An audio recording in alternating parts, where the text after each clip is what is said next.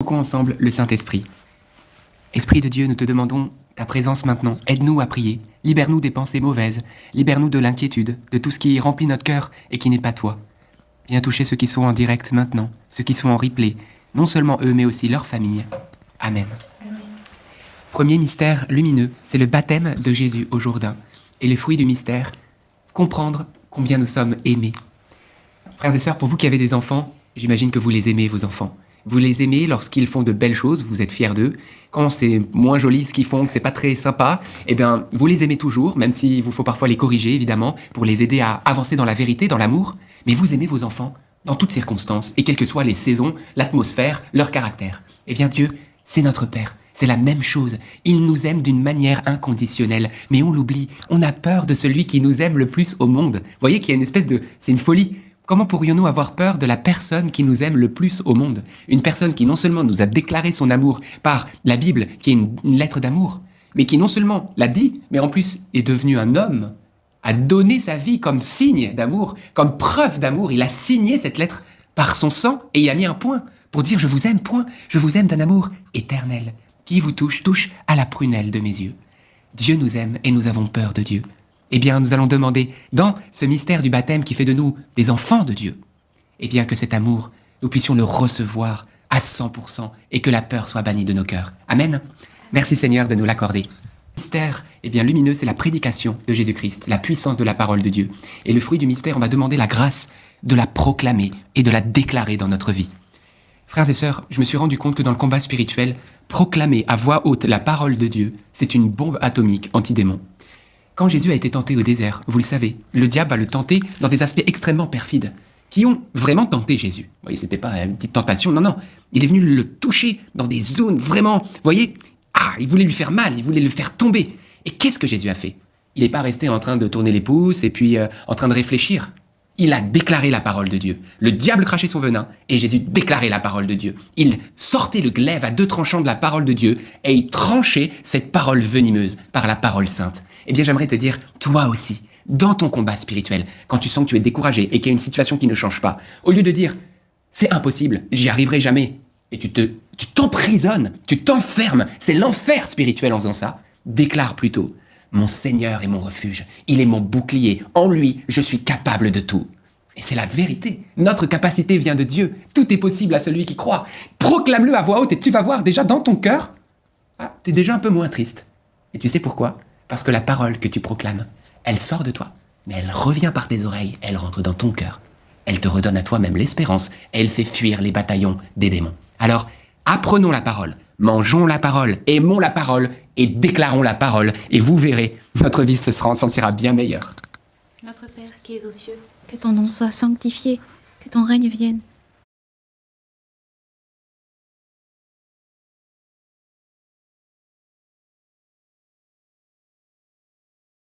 Miséricorde. 4e mystère lumineux, c'est la transfiguration. Et le fruit du mystère, on va demander la grâce d'avoir toujours les yeux rivés vers Jésus, contempler Jésus. Frères et sœurs, imaginez-vous, au mont Tabor, qu'est-ce qui s'est passé? Jésus était transfiguré. Imaginez, c'était la nuit, ils voulaient même poser leur tente, vous savez l'histoire avec Pierre, il voit Moïse, Élie, il dit on va rester là. Mais imaginez-vous, il n'y a plus de soleil, mais tout en haut de ce mont Tabor, un soleil plus lumineux que le soleil à midi. Vous pensez que les gens ne l'ont pas vu? C'était la gloire de Dieu là-haut. D'ailleurs, quand il leur dit surtout, vous racontez rien à personne, peut-être que certains ont vu qu'il y avait un truc qui s'est passé, mais ils ne devaient pas parler. Moi, je voudrais vous dire un truc. Nous devenons ce que nous contemplons. C'est-à-dire que si nous contemplons Jésus glorieux et la gloire de Dieu, cette gloire va rayonner sur ton visage. Moïse, lorsqu'il parlait avec Dieu, lorsqu'il revenait dans le peuple, son visage était lumineux, à tel point qu'il se voilait la face, parce que les gens devaient lui dire « On n'arrive même plus à te voir, Moïse, t'es trop lumineux !» Vous imaginez? Et ça, c'était l'Ancien Testament. Le Nouveau Testament, le Christ en gloire. Imaginez le reflet de sa face sur vos visages. Dans les ténèbres de ce monde, imaginez-vous dans une pièce enténébrée, il n'y a pas de lumière. Et il y a des multitudes d'âmes. Eh bien, les chrétiens, c'est ceux qui sont des lumières. C'est comme ça que ça se passe dans le monde spirituel. Vous êtes la lumière du monde. Et pour être cette lumière, contemplez la lumière du monde, le Christ. Alors, moi je demande cette grâce pour nous tous, que nous passions du temps avec Jésus, que nous adorions Jésus, des temps d'adoration du Saint-Sacrement, des temps d'oraison dans notre chambre, des temps de contemplation, et tu vas devenir la lumière du monde. Amen. Notre Père, qui es aux cieux, que ton nom soit sanctifié, que ton règne vienne, que ta volonté soit faite sur la terre comme au ciel. Donne-nous aujourd'hui notre pain de ce jour. Pardonne-nous nos offenses, comme nous pardonnons aussi à ceux qui nous ont offensés. Et ne nous laisse pas entrer en tentation, mais délivre-nous du mal. De notre le plus besoin de votre sainte miséricorde. 5e et dernier mystère lumineux, c'est l'institution de l'Eucharistie. Et le fruit du mystère, eh bien j'aimerais que nous puissions demander la grâce de courir à la messe. Frères et sœurs, je ne sais pas si vous avez vu ce très beau film Sacré-Cœur. Je vous encourage, si vous ne l'avez pas vu, à aller le voir, mais ça a dépassé les 100 000 entrées. On est tellement contents parce qu'Ndemel est partenaire de ce film. Mais j'aimerais vous dire quelque chose. En une semaine, 10 jours, 100 000 personnes, 2 semaines, 100 000 personnes ont couru dans les cinémas pour entendre parler du Sacré-Cœur. C'est juste énorme. On doit être tellement content. Et moi, je suis trop content. Vous pouvez imaginer, je suis trop content. Comme le Seigneur aimerait que nous puissions courir, ces 100 000 personnes-là, qui puissent courir à la messe aussi. Parce que entendre parler du Sacré-Cœur, c'est bien. Et voir un super docu-fiction, et je vous encourage encore à le voir, c'est super bien. Mais est-ce que nous disons et redisons assez que le Sacré-Cœur réellement présent se donne à la messe? L'hostie, c'est le Sacré-Cœur. Ce Sacré-Cœur dont on a tellement parlé, c'est l'hostie. L'hostie consacrée, elle est là. Et d'ailleurs, les miracles eucharistiques le proclament. Parce qu'on ne le proclame plus assez.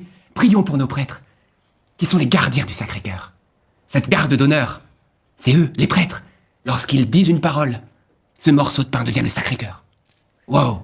Quel pouvoir Dieu leur a donné! Ils devraient crier dans les trottoirs, venez voir le Sacré-Cœur. Le Sacré-Cœur de Jésus, c'est l'hostie consacrée. Les miracles eucharistes le disent parce qu'on ne le dit plus assez. Regardez, lorsqu'ils ont expertisé l'hostie qui s'est transformée en chair humaine, c'est pas un morceau de pied, c'est pas un morceau de main, ni un morceau de cerveau. Ça a été documenté scientifiquement que c'était un tissu myocardique du cœur humain. C'est le Sacré-Cœur. Jésus te donne son cœur à manger. Et je vais vous raconter une histoire. Mon petit-neveu Gabriel, dont je suis très heureux, c'est mon premier petit-neveu, maintenant il a 15 ans, un grand-neveu, eh bien un jour, quand il était petit, il se réveille, et puis il va dire à sa maman, « Maman, j'ai eu un rêve un peu étonnant. » Et d'abord, de quoi tu as rêvé? Il lui a dit, j'étais en face de Jésus, et j'ai vu Jésus, et il m'a donné son cœur à manger. Et il ne comprenait rien à la fois, il était tout petit, mais Jésus lui montrait qu'il voulait lui donner son cœur.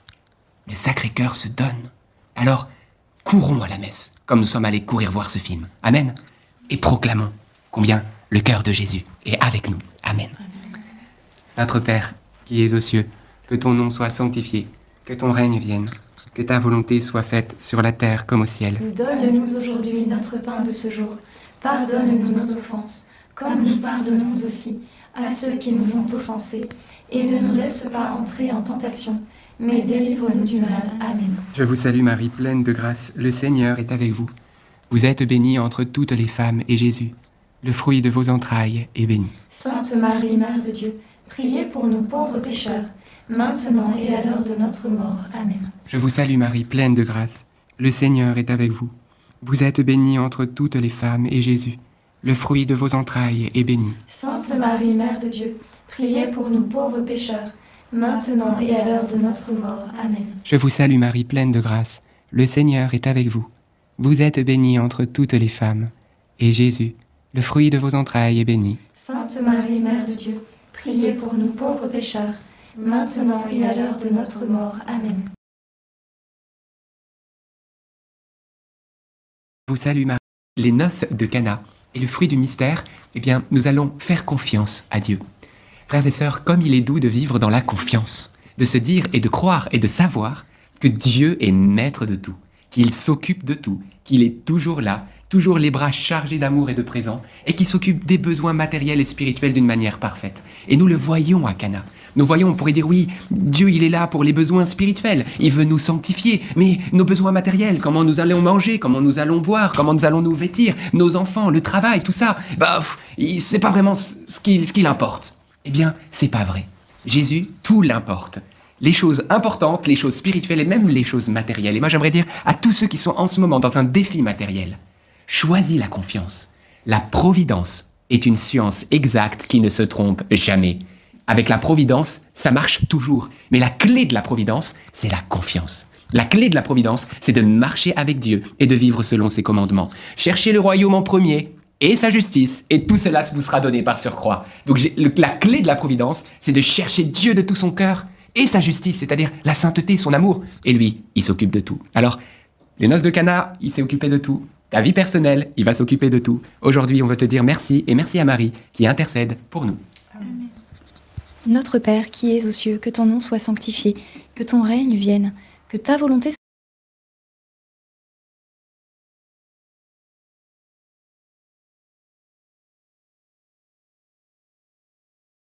Qu'ils font de belles choses, vous êtes fiers d'eux.